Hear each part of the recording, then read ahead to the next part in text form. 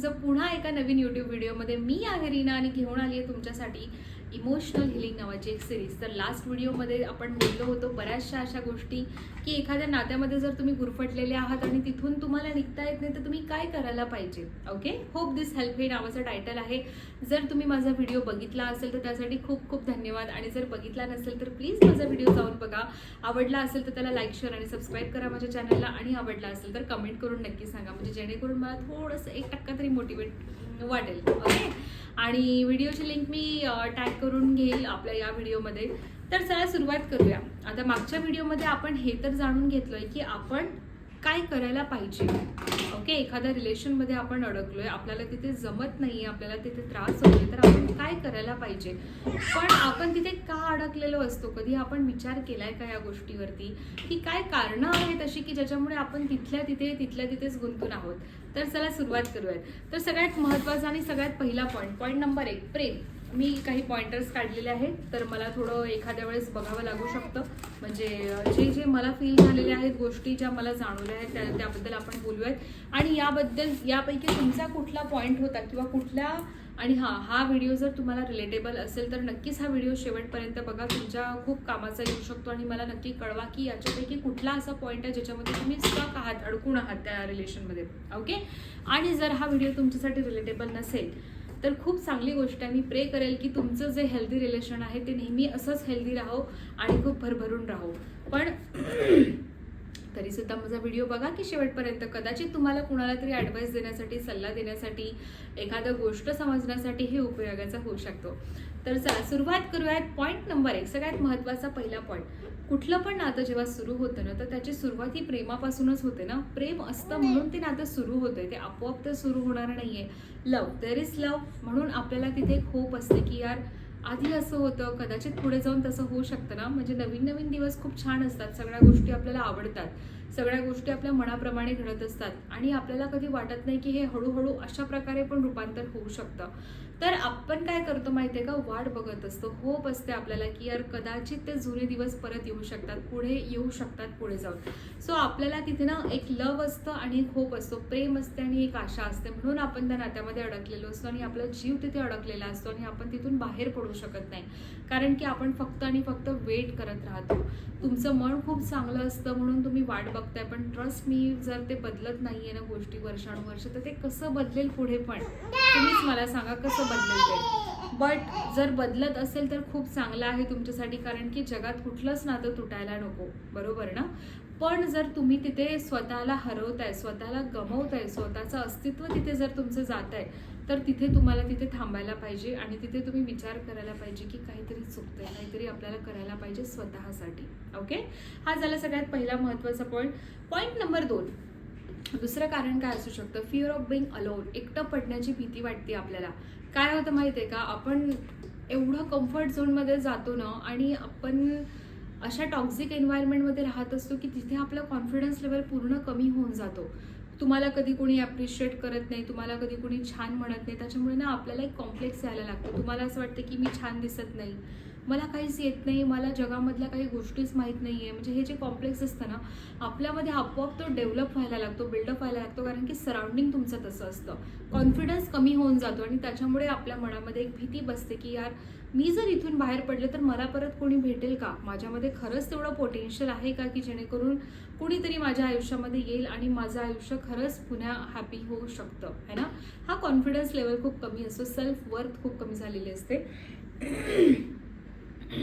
कारण की तुम्हाला तुमचं पोटेन्शियल माहीत नसतं, है ना. कोणी ते तुम्हाला जाणवूनच देत नाही ना. तुमचं जे पोटेन्शियल असतं ना तुम्हाला माहिती असतं, पण जर तुम्हाला समोरच्याने सांगितलं ना की बघ तू हे करू शकते बरं का, तू हे कर, तुला हे चांगलं जमतं, तर आपल्याला कॉन्फिडन्स बूस्टअप होतो आणि आपण एकपटने आपण 4 पट चांगलं करतो. आणि जर ह्या गोष्टी तुमच्या अवतीभोवती घडत नाही तर मग तुम्ही समजा ना की कॉन्फिडन्स आपला एकदम लूज होऊन जातो, जमत नाही, आपल्याला काही समजत नाही की आपण काय करतोय म्हणून. तर एक असतं की बघा फिअर ऑफ बिंग अलोन, त्याच्यामुळे आपल्याला वाटतं की कोणी भेटणार नाही आणि आपण एकटं पडून जाऊ आणि आयुष्यात एकटं राहून मी काय करू, त्याच्यापेक्षा जाऊ दे, मी इथेच राहते. तर हे सगळ्यात महत्त्वाचं आहे आपलं दुसरं, पॉईंट नंबर 2.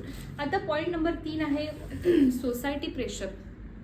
बघा कसं आहे, म्हणजे कधी कधी माहिती आहे का, मला घरात झालेला त्रास मी सहन करेल, पण मी बाहेर पडल्यानंतर लोक मला काय म्हणतील ही जी भीती असते ना मनामध्ये, सोसायटीचं जे प्रेशर असतं, ही एवढी मनामध्ये बसलेली आहे ना आपल्याला लहानपणापासून, की त्याच्यामुळे आपण बरेचसे निर्णय आपण कधी कधी घेऊ शकत नाही सोसायटी प्रेशरमुळे. समाज हा एक अविभाज्य घटक आहे आपल्या आयुष्यामधला बरं का. समाज हा प्रत्येक व्यक्तीला घडवत असतो. म्हणजे माझी आई तर मला लहानपणापासून सांगते की समाज हा तुम्हाला ना बंधनात राहायला शिकवतो, तुम्हाला शिकवतो की कुठल्या गोष्टी चुकीच्या आहेत, कुठल्या गोष्टी बरोबर आहे, त्या पाळायच्या आहेत की नाही पाळायच्या हे डेफिनेटली तुमच्यावरती पण समाज आपल्याला घडवत असतो. पण ट्रस्ट मी, जर तुम्ही एखाद्या नात्याला खूप वेळ दिलाय, खूप वाट बघताय, मग समाजाचा विचार करून नाही ना चालणार. म्हणून तुम्हाला तिथे निर्णय स्वतःसाठी घ्यावा लागेल, समाजासाठी नाही.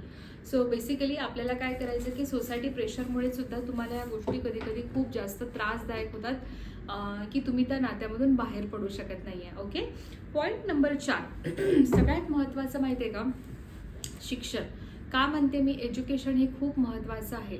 तुम्ही जर एज्युकेटेड असाल, तुमच्याकडे चांगली डिग्री जर असेल, तर तुमच्याकडे जॉब अपॉर्च्युनिटीज काहीतरी अवेलेबल होऊ शकतात ना. ते नसल्यामुळे काय होतं माहिती आहे का, बऱ्याच स्त्रिया ह्या फायनान्शियली डिपेंडंट असतात त्यांच्या हजबंडवरती, आणि फायनान्शियल डिपेंडन्सीमुळे पण माहिती आहे का आपल्याला हे निर्णय घेणं फार अवघड होऊन जातं. आपल्याला कळत नाही की आपण काय करायला पाहिजे.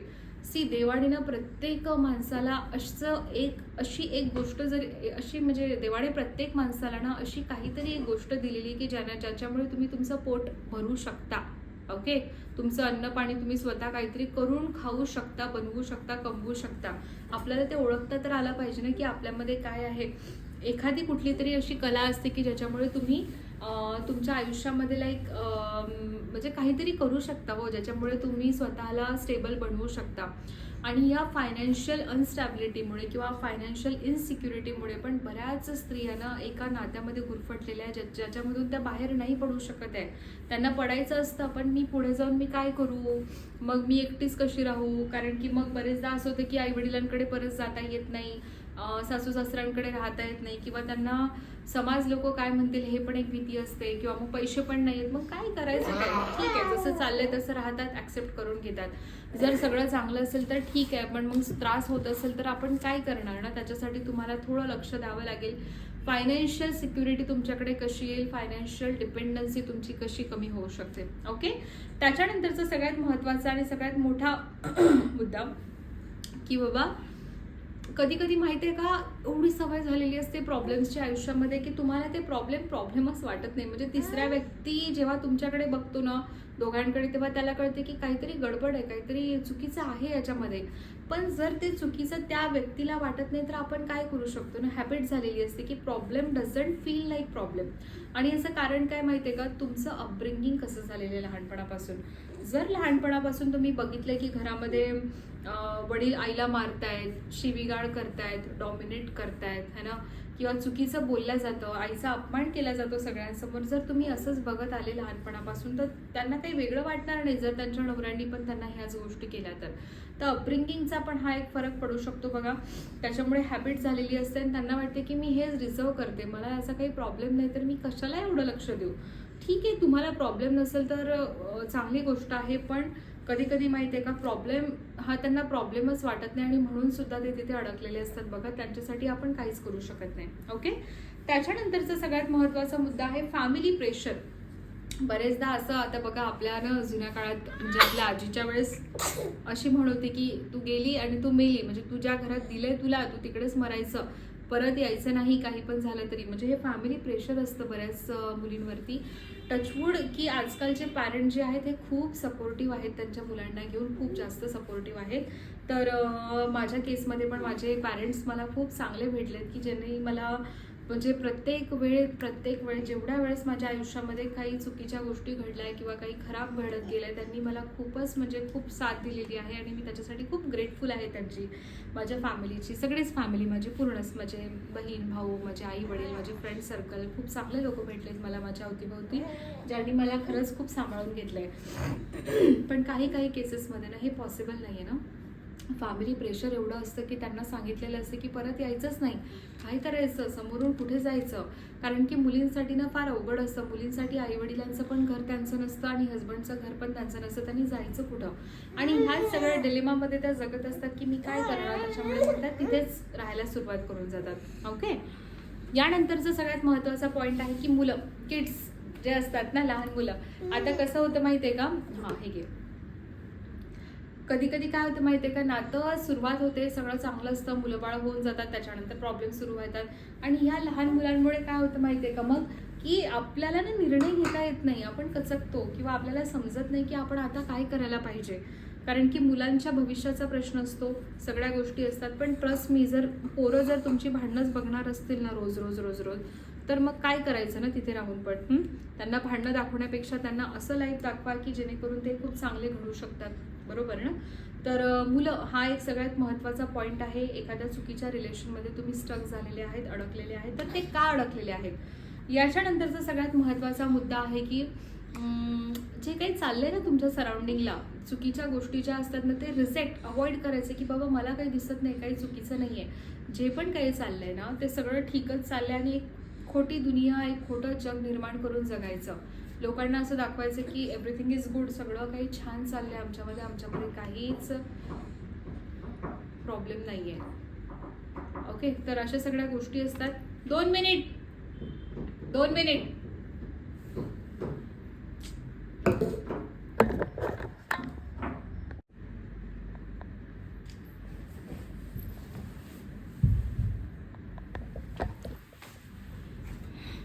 ओके, सॉरी, थोडं डिस्टर्ब होत होतं माझ्या व्हिडिओमध्ये. तर जसं की आपण बोलत होतो की एखादी गोष्ट रियालिटीला रिजेक्ट करायचं आणि एका खोट्याच फॉल्स दुनियेमध्ये जगायचं, हे पण एक महत्त्वाचं कारण आहे की तुम्ही त्या नात्यामध्ये अडकून आहात. याच्यानंतरचा सगळ्यात महत्त्वाचा पॉईंट, एक ह्युमन सायकोलॉजी कशी असते माहिती आहे का, तू मला रिजेक्ट करतोय ना, तू मला इग्नोर करतोयस ना, आता तर मी तुझा पिछाच सोडत नाही. आता तू काय नेमकं माझ्यामध्ये असं काय कमी आहे की जेणेकरून का मला लाईक करत नाही समोरचा व्यक्ती. हे जे ह्युमन टेंडन्सी असते ना, ह्याच्यामुळे आपल्याला आपण काय करतो की आपण त्याच लोकांच्या अवतीभोवती फिरत असतो, माहिती आहे का. स्टिक होऊन जातो आपण त्या लोकांच्या अवतीभोवती, आणि अशा लोकांच्या अवतीभोवती राहून आपलं ना एक लाईफचं एक मिशन बनून जाते की आता मला यांना खुश करायचंच आहे, कुठल्याही परिस्थितीत मला यांना खुश करायचंच आहे. आणि त्याच्यामुळे आपण काय करतो की तिथून निघण्याचा प्रयत्न करत नाही, आपण तिथे राहून त्यांना एंटरटेन करण्याचा प्रयत्न करतो, आपण त्यांना हॅपी बनवायचा प्रयत्न करतो. आणि त्यांची एक स्माईल पण असं असते की बापरे मला काय भेटलंय. म्हणजे तुम्ही खूप डिझर्व करत असता बरं का, पण तुम्हाला त्यांच्याकडून साधं एक स्माईल जरी भेटली तर तुम्हाला वाटते की मला आज खूप काही भेटलंय, आणि तुम्ही त्या बेअर मिनिमम जे म्हणतो ना आपण, त्याच्यासाठी सेटल होत असता. म्हणजे खूप कमीसाठी सेटल होत आहे, जेव्हा की तुम्ही खूप जास्त डिझर्व करत असता. तर अशा प्रकारची गोष्ट आहे की तुमच्या लाईफचं ते एक एम बनवू नका. जर एखादा व्यक्ती तुमच्यापासून खुश होत नाही तर तुम्ही त्याला किती दिवस, किती वर्ष, काय आयुष्यभर खुश करणार आहे का. म्हणून ट्राय करा की सेटल होऊ नका कमी गोष्टींसाठी. ट्राय करा की तुमच्याकडून लाईक एखाद्या व्यक्ती जर तुमच्यावरती खुश आहे ना, हॅपी आहे ना, प्रेम करतोय ना, तर त्याला तुम्हाला एवढं एफर्ट घ्यावे नाही लागणार, तो आपोआप तुमच्यासोबत छानच राहील. ट्रस्ट मी, जर एखादा व्यक्ती प्रेम करणारा असेल ना, तर त्याला तुमच्या साध्या हरकतींवरून कळेल की तुम्ही दुःखी आहे का, हॅपी आहे का. तुमच्या शांततेत पण त्याला कळेल की काय प्रॉब्लेम आहे. ही शांतता रागामुळे आलेली आहे की ही शांतता कुठल्या तरी गोष्टींमुळे हर्ट झाली आहे ही म्हणून आलेली आहे, की ही शांतता हिला बोर होते म्हणून आलेली आहे, हे कळायला पाहिजे ना समोरच्या व्यक्तीला. म्हणून मागच्या व्हिडिओमध्ये पण मी जसं सांगितले की एखाद्या व्यक्तीसाठी एवढं पण इम्पॉसिबल करत बसू नका की जो तुमच्यासाठी साध्या पॉसिबल शक्य असलेल्या पण गोष्टी करत नाहीये. तर हे एक महत्त्वाचं कारण आहे की तुम्ही त्या नात्यामध्ये का बरं स्टक झालेले आहात. ओके, आणि सगळ्यात महत्त्वाचा, सगळ्यात शेवटचा पॉईंट की टायर्ड, थकवा आलेला असतो आपल्याला परत नव्याने सुरू करण्यासाठी एका नवीन व्यक्तीसोबत.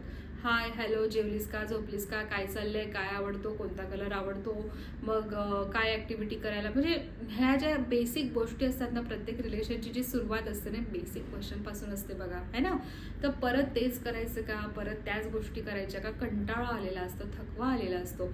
तर अशा एक नाही, अशा अनेक गोष्टी आहेत. तर आपण बघितलंय की सगळ्यात महत्त्वाची जी कारणं असतात प्रेम आहे, भीती आहे, फॅमिली प्रेशर आहे, सोशल प्रेशर आहे, सवय होऊन जाते तुम्हाला, किंवा अशा लोकांसोबत राहावं वाटतं तुम्हाला की जे तुम्हाला सतत इग्नोर करतायत तुम्हाला, है ना. अशा एक नाही अनेक पॉईंट्स आपण आज या व्हिडिओमध्ये डिस्कस केले असेल. आय होप की माझ्या या व्हिडिओमधून तुम्हाला बऱ्याच गोष्टी क्लिअर झाल्या असतील की का बरं आपण नात्यामध्ये अडकून आहोत अजूनसुद्धा, आणि यापैकी तुमचा कुठला मुद्दा आहे किंवा तुमच्या आयुष्यात काय घडतंय आणि कुठल्या गोष्टीमुळे तुम्ही त्रासामध्ये आहात ते मला नक्कीच थोडक्यात सांगितलं कमेंटमध्ये तरी पण चालेल. मला आवडेल ते वाचायला आणि मला आवडेल तुम्हाला कमेंट करायला. तर नक्कीच मला कळवा.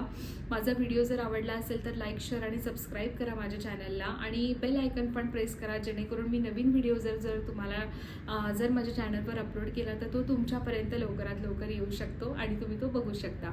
तर आय होप की तुम्हाला ही माहिती आवडली असेल. जर माझा व्हिडिओ 1% जरी तुमच्या हृदयाला स्पर्श केला असेल, हार्टला टच केला असेल, तर मी समजेल की माझं सार्थक झालं. कारण की कसं होतं माहिती आहे का, जेव्हा आपण एकटा पडतो ना, हा मोबाईलच असतो बरं का आपला साथी, खरं सांगते मी. कारण की कोणी येत नाही, आपण सर्च करत असतो, वेड्यासारखे प्रश्न असतात आपले, आपण ते सर्च करत असतो आणि आपण शोधत असतो की मला कुठून तरी मला माहिती भेटेल. तर हे जे व्हिडिओ आपण बनवतोय ना, इमोशनल हिलिंगची जी सिरीज आहे आपली, यामध्ये असे बरेचसे क्वेश्चन डिस्कस केले जातील. तुमचे पण प्रश्न असतील काही तर मला प्लीज कळवा, जेणेकरून आपण त्यावरती सुद्धा थोडक्यात पण काही ना काही युजफुल माहिती अशी तुमच्यासाठी बनवू शकतो. तर सगळ्यात महत्त्वाचा आणि सगळ्यात शेवटचा संदेश मला एवढाच द्यावा असं वाटेल की प्रेम करणं खूप चांगली गोष्ट आहे, पण प्रेमामध्ये जर तुम्हाला अपमान झेलावा लागतोय ना वारंवार, तर तिथे तुम्ही थांबायला पाहिजे.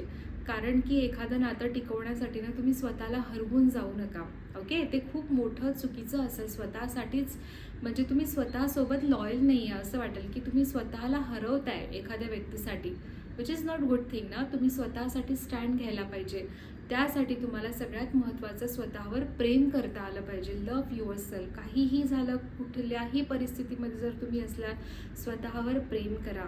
ओके, हा एवढाच एक मेसेज मी माझ्या व्हिडिओच्या माध्यमाने असेल आणि हा माझा व्हिडिओ इथेच संपवते. चला, थँक्यू, धन्यवाद.